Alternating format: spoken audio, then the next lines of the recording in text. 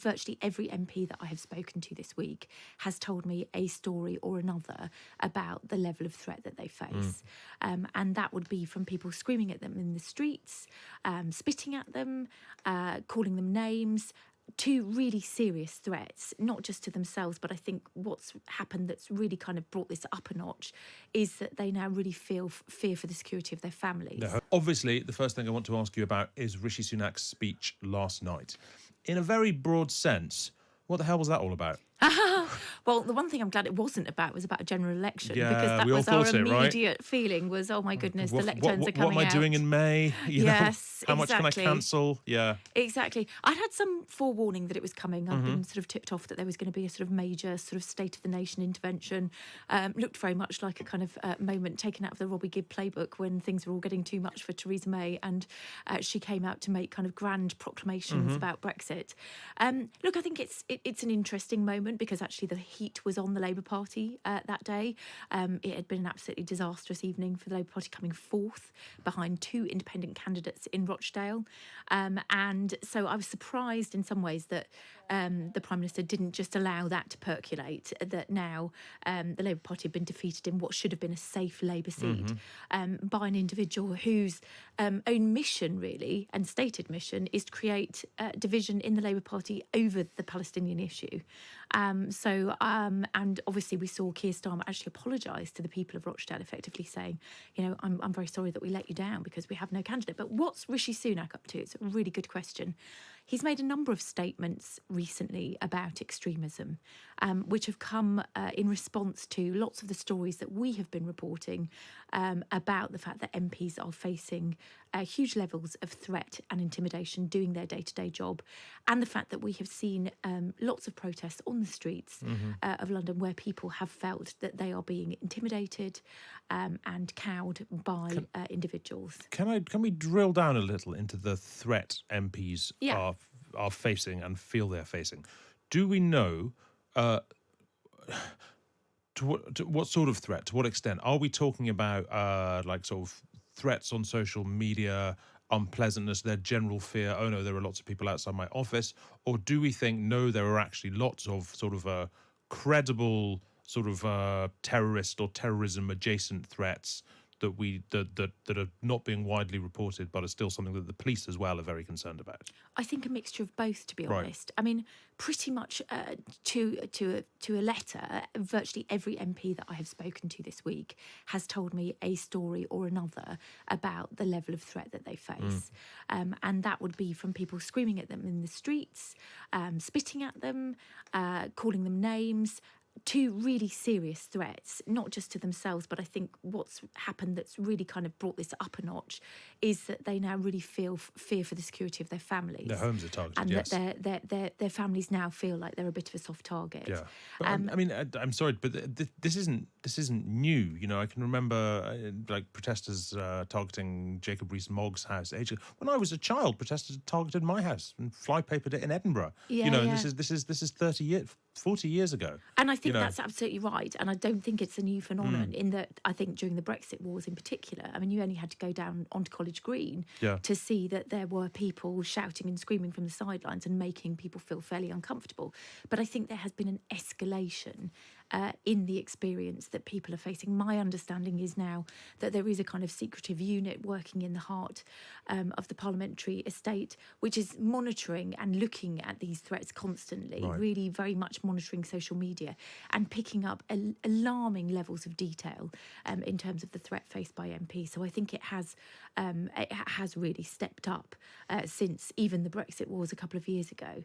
And I mean, what that kind of provokes is a bit of a debate, really, is that if there is this threat level, which we're now facing, which basically stops parliamentarians, for example, but also the general public from going out and exercising their right democratically to either protest or indeed to do the day-to-day duties of an MP, then the Prime Minister has seen fit to call it out effectively and to talk about the division that is facing this country. The difficulty here is that actually many people could point to people within his own party who have stoked that division. Absolutely. And continue to do so. The fact that Lee Anderson lost the whip, Suella Braverman did not lose the whip for very similar comments, right?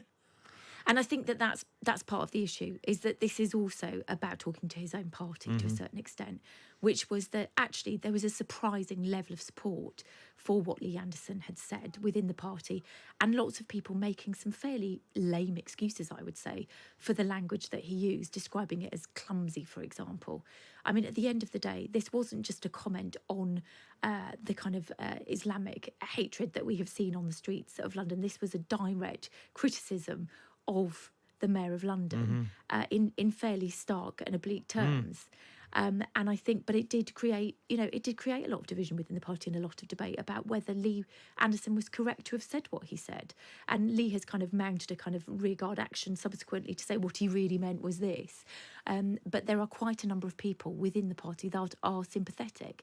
And of course, if you marry that with the fact that we are in election year, and you marry it with the fact that the Conservative Party is not that far ahead now of the Reform Party, who certainly aren't afraid to call out this kind of behaviour, you kind of can see it as also part of a sort of party management issue, very much, as well as speaking to the rest of the country. What does this mean specifically, do you think, for protests? Because he had a lot to say about protests, and he basically saying to police, if you should be going in and taking down abusive slogans, that slogan should not have been spread on the Houses of Parliament. The police should be doing something about this, and we will back them if they do. Do you sense that in government there is a sense that we might be in the run-up now? Because, I mean, obviously, if the police do act like that, these protests are going to be less physically peaceful than they have been until now. Do you sense that the government is at all worried about the idea of protests growing more violent as a result of this kind of crackdown, or that they expect it to, or that they're prepared for that, or anything like that at all? I think that they're always prepared for that sort of thing. And I think, having seen George Galloway elected in the by-election, who's clearly going to use some fairly incendiary language continually and get a lot of focus on it because of the position that he now occupies. He's no longer a former MP, he is now a sitting MP, and he will be able to make statements both inside and outside of Parliament that will attract attention. So yes, I think there are concerns. I think the kind of straw that broke the camel's back was the projection of the from the river to the sea on Big Ben, and a kind of sense that why on earth did nobody do anything about it? Although my understanding is it's quite difficult to actually stop somebody from doing that if they're so willing to. But yes, I mean, I think there is now serious pressure on particularly the Metropolitan Police, as indeed there was during the tenure of Suella Braverman, to be more forthright in their policing of these demonstrations. Now, we shouldn't forget the fact that police are operationally independent from the government. That has been a long established convention, and lots of people would be very worried, I think, if those lines were blurred. But I think that this is a kind of attempt, if you like, to really kick the police into action without necessarily changing anything at this stage. I'm certainly not getting any sense that they're suddenly going to, take over the police, so that it's directly ruled by Whitehall. Sure. And, even the talk about the sort of counter-extremism policies that the government wish to bring forward, my understanding is that they're not yet ready. So there's still very much a sense that this is language at this stage. It hasn't really necessarily transcended yet into any kind of actual physical action.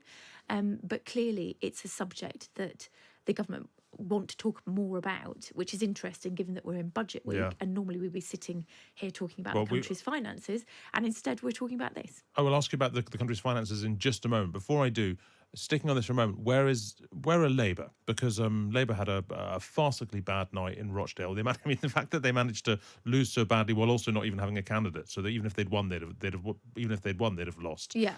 Because the candidate had been effectively deselected. But there is pressure on Keir Starmer to harden up on Gaza. He doesn't really seem to want to. And he's obviously had a long-running fight throughout his leadership with the section of the party that most wants him to harden up. Does any of this really matter when they're so far ahead in the polls, do you think? Well, it's a really good question. I mean, it's interesting that Rochdale fell the way that it did. I mean, if you look really at the candidates that were standing in that, the one that was shouting loudest won. And actually in the vacuum that I think it was all playing out, you can kind of understand why that happened. Certainly the focus groups that we were party to last weekend suggested that actually a lot of the kind of normal people in Rochdale really wanted people to be talking about the bread and butter issues there. They wanted to be talking about the dilapidated high street. They wanted to be talking about why they couldn't get a GP appointment. You know, they wanted to be talking about better schools, for example. And so I think, you know, the apology was heartfelt, really, to the people of Rochdale, that sorry you've been kind of dragged into this sort of latest psychodrama. I mean, yes, it will present some problems for the Labour Party because they have, you know, had some difficulty taking the whole parliamentary Labour Party with them in terms of Gaza. But actually, there is now a bit of a bogeyman that they're facing, which is in the form of George Galloway. I think there will be a sense, really, from many members of that PLP that they don't want Galloway to succeed in his aims, which is to divide the party. And actually, I think it's quite likely that you'll see almost more unity in that face than less unity. I mean, obviously, he will do his best to stoke division. But I think that, you know, he's a very divisive figure. A lot of Labour MPs despise him, you know, viscerally. And I suspect that for that very reason, they will be much more mindful with their response than they have been. But actually, in terms of Sir Keir Starmer's response more broadly to what the Prime Minister was saying yesterday, I actually think it was good politics that he simply agreed with him. Yeah, no, fair enough. Budget then. Yes. Budget coming up. What should we expect or hope for? Well, I've sort of been wondering about this, whether or not yesterday's intervention, which means that the weekend papers will likely be taken over by the kind of debate around extremism, whether this is a kind of sign to us that actually the budget is going to be slightly underwhelming. We'd already been given the impression that actually there was very little headroom and actually the numbers had got worse and not better as those OBR forecasts had come back. So very little to play for. I mean, what I'm interested in seeing is that we know that the cut to NICs that was widely heralded and trumped in the autumn statement didn't really win them much political support. The currency of it didn't translate for people. So my kind of feeling about it is they will have to do some kind of tax cuts that people understand, whether it be income tax or something to do with thresholds, although that's very expensive. I just feel in my bones that there's something that they will have to do, will have to be around income tax. Right. But it will be very piecemeal because there really isn't much money to deal with. And when you've taken into account the fact that they have to deal with the fuel duty escalator, which costs billions of pounds as well, there really is very much less left in the kitty to play with. So we're not expecting any, I was going to say rabbits out of hats, but we've just been talking about a kitty as well. It's getting very confusing.